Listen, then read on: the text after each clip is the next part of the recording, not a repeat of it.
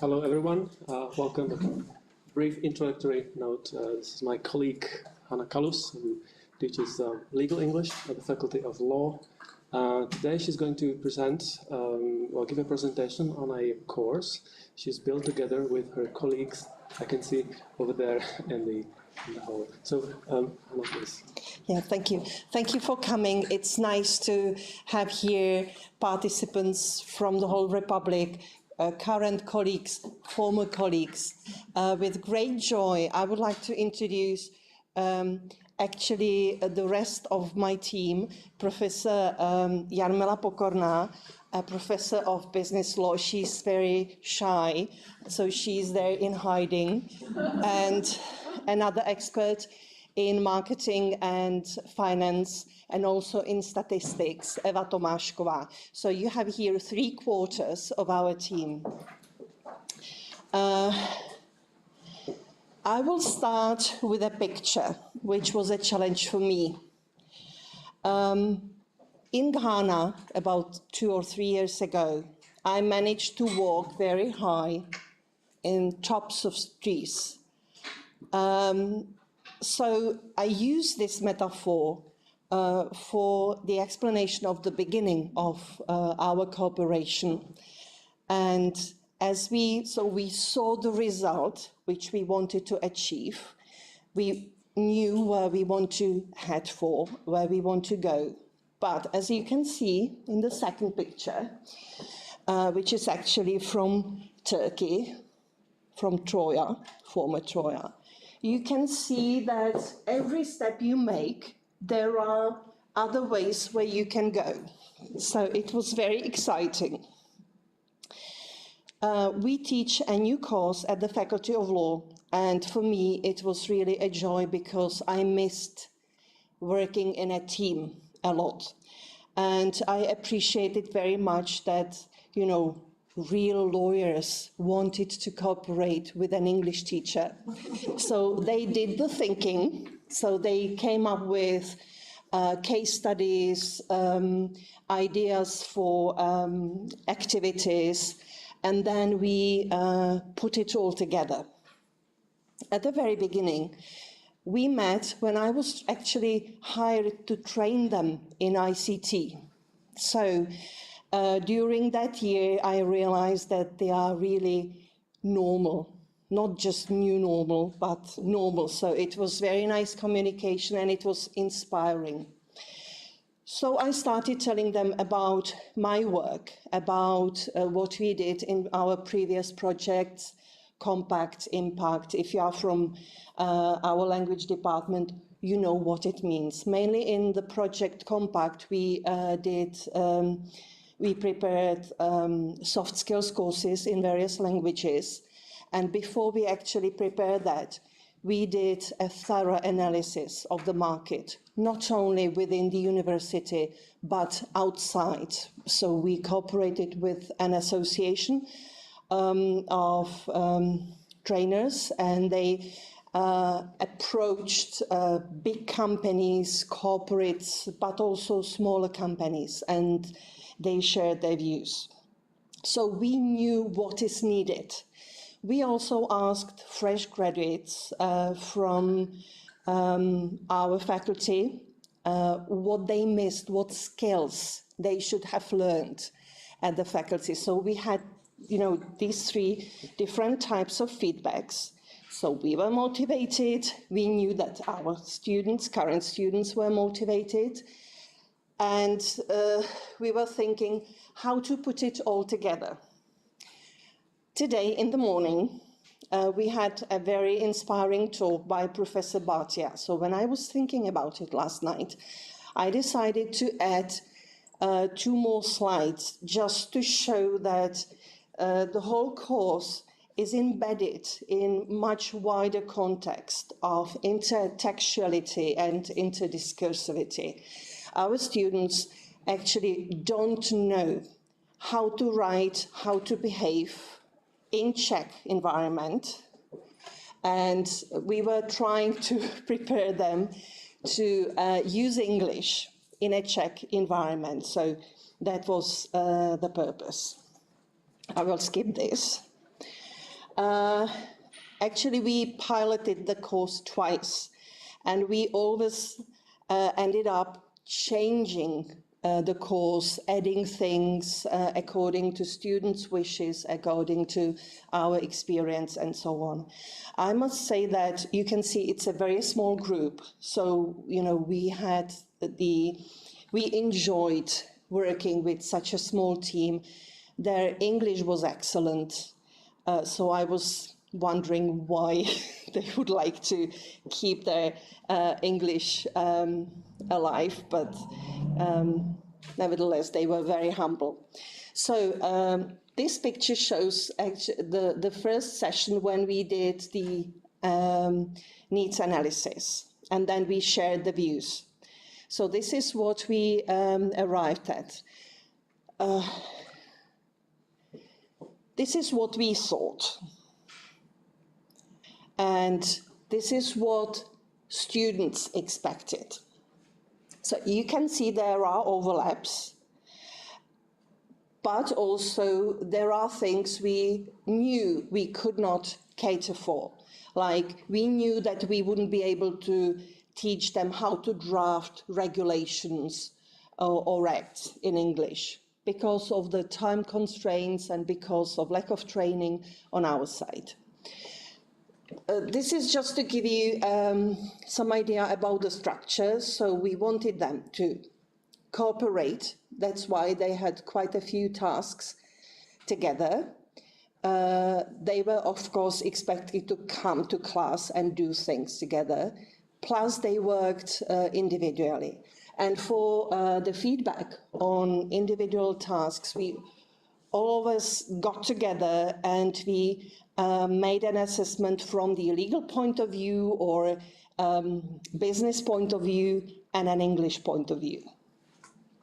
Just to give you some idea. In business law, it was like prepare a general meeting. So they thought they knew how to prepare it, including all the documents, like an invitation. And they were surprised that they were not 100% correct. So actually, they learned how to write it, not only in Czech, but in English. I don't have to spend too much time. This is just to give you some idea. This was quite popular because it was funny. And for individual tasks, you can see that in the first round, we told them you can choose 3 out of 5. And in the feedback, they told us we were ready to work more. You should have given us more work. So in the second round, we gave them all the tasks and they did it. So that was it. And I will talk about the challenges. The first one, and quite a big one for me as a language teacher, not learn it in law, was to understand Czech law, to figure out what terminology we should use, because sometimes you know something about it. There are no equivalents, so we had to do some research. What also was valuable for all of us, we used real cases. And students were trying to figure out solution, and then they were faced with real court decision. So that was good. In terms of soft skills, we focused on negotiation and argumentation, which was also quite tricky because it depended on the type of students. So in the first year, the students were very full of extroverts, so it was not a problem, and they got even into a row, whereas in the second year, the group was very quiet. So I was not sure whether they like it or not, but they were just quiet and cooperated really well. And the language. The language in terms of formality, informality, politeness, these kind of things. This is just an example of an application of a real case, which was a domain of Professor Pokorná. And it was really tricky. So they enjoyed it because first they needed to think, apply Czech law on the situation, and then we use the language in the negotiation. So we simulated a situation that there are two lawyers, each representing one party. They were trying to reach some kind of agreement. Actually, they didn't. I mentioned briefly the language. So what we practiced was writing letters. We focused on cohesion, formality, and politeness, as I said, analyzing decisions and forming solutions, and in oral skills, because we try to talk and talk and talk and talk in lessons, because that's what they couldn't do at home. They prepared presentations in teams, or even mini presentations individually, and then they had to give arguments for their opinions. So, which brings first, they needed to figure out what could be applied, what section or what paragraph, and secondly, they needed the meta language to keep it polite but straight. So this is an example. I've got two examples. So this one is from the task invite for the general meeting. So if you are sitting closer, you can see that it's fairly good. The language is okay. It's formal, etc. And I've got one more. This is giving feedback on web pages, telling one of the most famous attorney at law offices that they should improve their web pages. Okay. And finally, I would like to mention one thing which brought us a lot of discussions. Actually, we started discussing it on the way from Poland a year ago, where we delivered a workshop on this course, and we worked more with materials. And the journey is quite long, so on the train we talked about what can be done in linguistics and what lawyers have to face, and all ended up in a decision: we should create some kind of research. So this is it.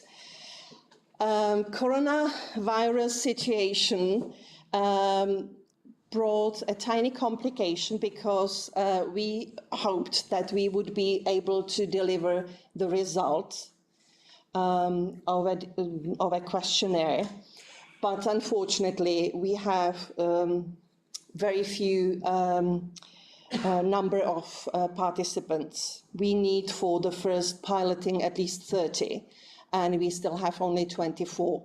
So, but at least I will say what we decided to do.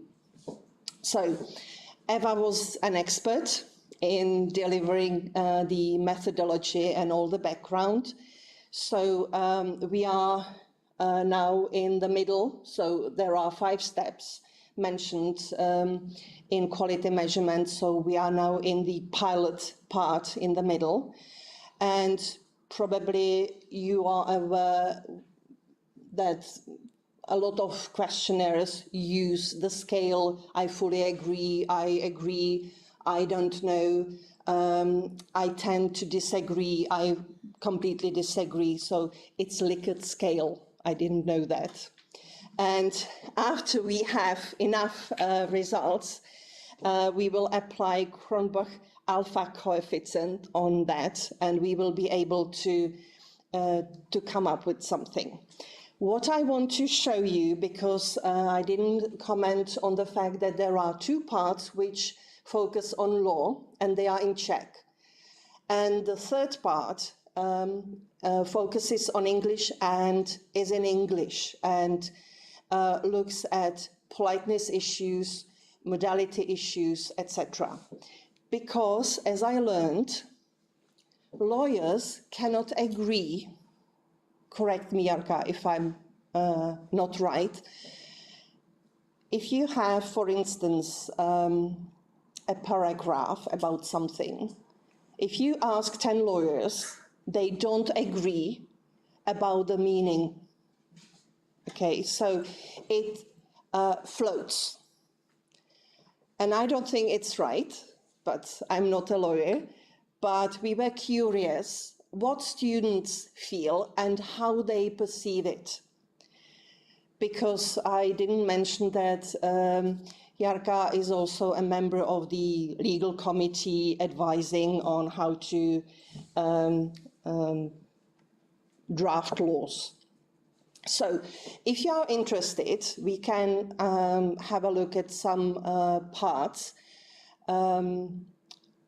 Czech parts, but just very briefly to give you some idea what the English part looks like. But you know, I don't want to push you. We've got examples from, these are really occurring data, so this is authentic. This is from a questioning which was televised, and so I took the sentence and we gave the students the sentence. Then there was a reformulation suggesting, in other words, what it means, and they should decide whether they strongly agree or strongly disagree. So they did that, and I was surprised that even with the small scale which we reached, there are big discrepancies or big differences. Of course, these were questions on politeness, so would you, etc. There were questions using, of course, informal language inappropriately. There were questions with modality, because students struggle with modality a lot. We have previous experience from our video conferencing. Also with the appropriate use of language when mentally ill are presented as people who decide about their future, but actually it's a manipulation of language because someone else cares, etc. So there were, I think, 10 questions.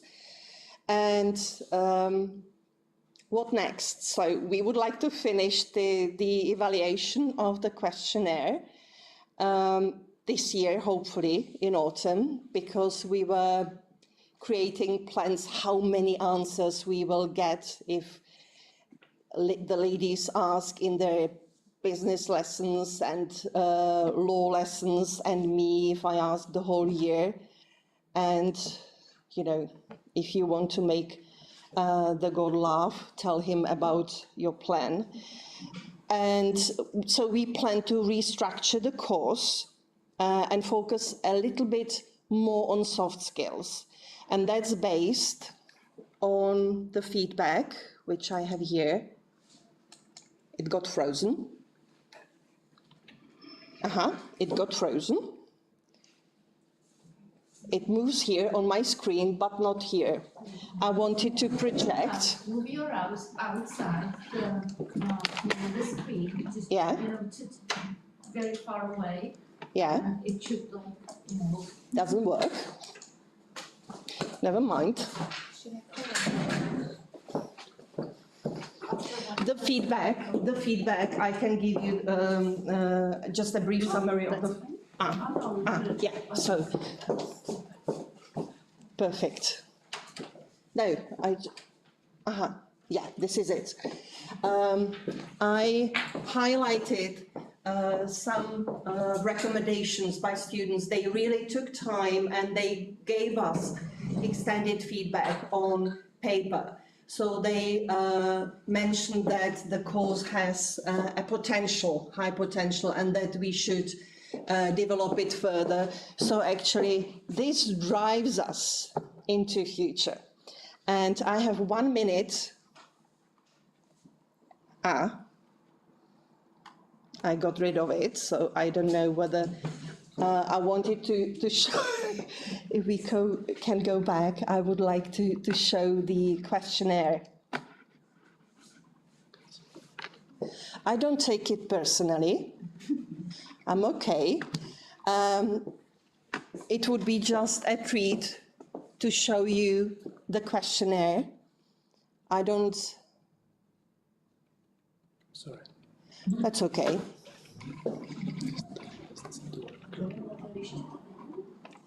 I didn't open it before. Yeah, that was, you know.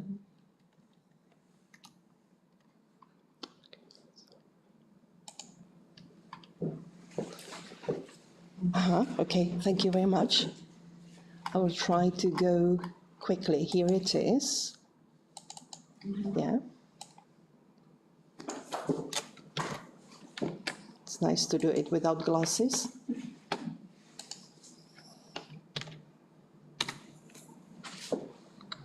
And now I need to close the presentation, right?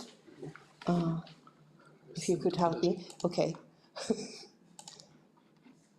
Yeah, we will close the presentation. It's like in a classroom.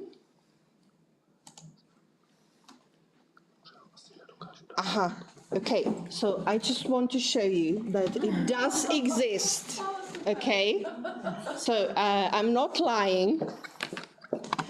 I know that we could, so if I go to answers, if this mouse works, it does, yeah.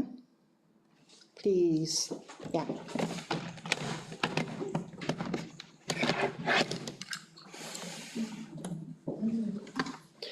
So you can see,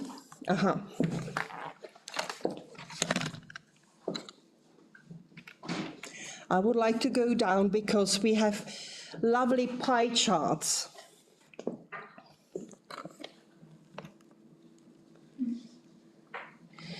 So there are questions in Czech. I will choose a short one.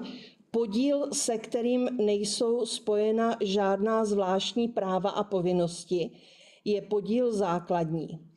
Pravidlo znamená, že každý základní podíl obsahuje minimálně právo na podíl na zisku a hlasovací právo. So you ask me. I'm happy to do linguistics. But we really received, I should have said that the students passed the course in business law, so they should know it. And they did not. So that would be it. So this is just as an illustration. If you are interested, I am happy to send you a link, and you can actually take the test, and you can just take the third part. You don't have to do the first two on law, and I would be happy if you do the language part. Thank you very much for your attention.